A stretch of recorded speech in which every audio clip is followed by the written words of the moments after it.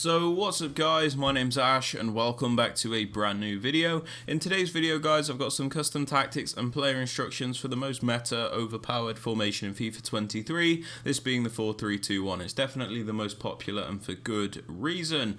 But just before we get into the video guys, I would appreciate it if you could drop this a thumbs up as it does really help me out. And with all that aside guys, let's get right into the video. It's time for footy, so if you guys want any FIFA 23 coins, make sure you check out MMOXP.com. Their link is down in the description. They're fast, cheap and reliable, and if you use my code Rema, you can get yourself a lovely 5% discount. Okay guys, so starting off with the custom tactics. For the defensive style, I like to have this on balanced. Now the reason we have this on balanced is because it's the most consistent and it allows us to press our opponents and be aggressive when we want to be, and then it also allows us to drop back and be a little bit more passive when we want to be, so it does give us the best control. As for the defensive width guys, we have this on 35. This is so we primarily keep a nice narrow defensive shape, which will stop our opponents being able to attack right through the middle of us, and it stops us leaving so many gaps. As for the depth guys, we have this on 65. This is so we can win the ball back a bit higher up the pitch when we do lose the ball, allowing us to retain the pressure and keep up the pressure on our opponent, should I say, and it does make us very good both offensively and defensively. For the build-up play guys, we have this on balance. This is because it's the most consistent and varied form of build-up. Basically with balance you can pick and choose when and where you use each style of build-up, for example slow build-up, fast build-up, so it does give you the variety that the other settings do not give you. For chance creation guys, I have this on direct passing. This is because it's the most meta option. Basically your attacking players will bunch up against the opposition defenders, meaning it's very easy to do the 1v1 plays and create a lot of chances. Direct passing is super important in my personal opinion. As for the attacking width guys, I have this on 48. This is so our attack is narrow but not too narrow, and we don't want to up the width too much because it'll feel more like a 4-3-3, which is not good. So 48 seems to be a nice balance. Speaking of balance, for players in box we have this on 5. This is so we can get a few players into the box to finish off those chances, but we don't overcommit the entire team to the point where we're always getting counter-attacked. As for corners and free kicks guys, I have these both on 1 because there is a set piece routine that I use which requires these to be on 1. There is a link to that in the top right hand corner of the screen if you are interested.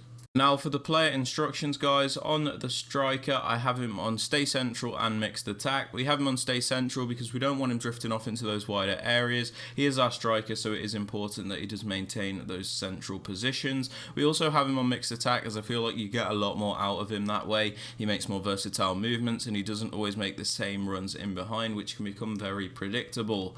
For the left forward guys, we have him on stay central and get in behind. We have him on stay central because we do want him to stay in those narrow positions primarily. We don't want him to act more like a winger because that's not what this formation is about, so stay central. And then we also have him on getting behind, so he's always looking to make those runs in behind to utilize his pace, and it actually works out very well with a striker who is on mixed attack. For the right forward guys, we have him on comeback on defense. This is because it'll make the team defend in a 4-4-2 shape, which is very important because it'll mean we're both good in the attack and the defense. So comeback on defense means this player will come back to defend as a right midfielder. For the right centre mid guys, I use a more box to box style midfielder, so we have him on the default settings and then we put him on cover centre. We have him on the default settings because like I said, he is a more box to box style player, so we want him to have a bit of a free roll. Cover centre means he will defend as one of the centre mids in the 4-4-2 shape. For the middle centre mid guys, I use a more defensive minded player, so we have him on stay back while attacking, stay on the edge of the box cross and cover centre. Stay back while attacking means he's not going to go forward. Stay on the edge of the box cross means if he does end up going forward, he won't commit into the penalty box, and then cover centre means he will defend as one of those centre mids in the 4-4-2 shape. For the left centre mid guys, we use an actual attacker here. This is because he won't actually have to defend as a left mid, so his defensive stats are not important at all. So we have him on get forward, get into the box cross and cover wing. Get forward means he's going to fly forward and commit to the attack because he is an attacker. Get into the box cross means he's not going to hesitate to get into the penalty area, and cover wing means he will defend as a left midfielder in the 4-4-2 shape. Now for the left back guys, I use a more attacking minded fullback, so we have him on balanced attack and overlap. Balanced overlap means this player will commit forward to the attack and make the overlapping runs to add extra width because like I said, this is a narrow formation, so sometimes it's useful to have a wider option when you are attacking.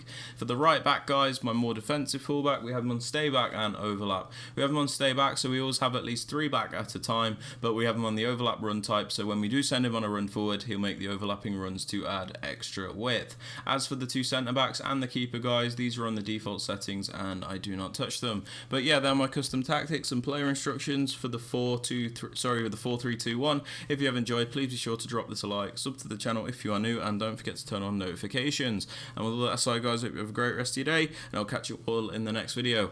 Peace.